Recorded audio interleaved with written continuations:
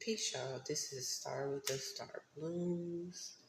Ascension symptoms are kicking my ass. Okay. I basically wanted to share about the importance of understanding being versus being understood. Okay. So a lot of times, Spirit just said keep it all the way funky. So I'm gonna be very, very honest with you all. My baby has been in a circumstance to where she's having to learn really, really, really like tough lessons for her at such a young age, right?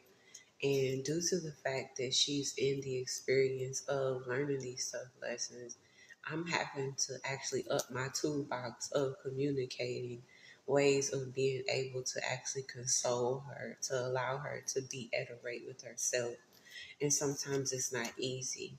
To allow her to be at a rate with herself. And sometimes it's not easy. A lot of times we get at the rate of ourselves where we want to convince people about why it is important that they do the things that they do and why we should be at a certain rate with ourselves versus how we hold space for other people.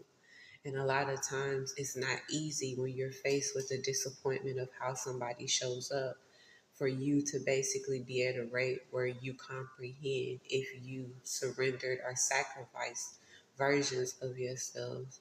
Spirit basically placed it on my heart today to share the lesson that I gave her. And I told her it's very important to get to a rate to where you are so much more invested in understanding who it is that you're meant to be today to share the lesson that I gave her. And I told her it's very important to get to a rate to where you are so much more invested in understanding who it is that you're meant to be versus being understood and why it's important.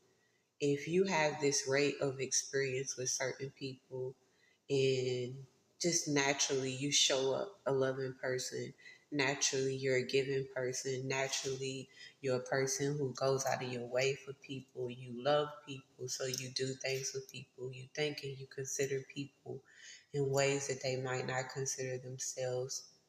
You're at a certain rate where you are thinking about things that could benefit people. You're a good person.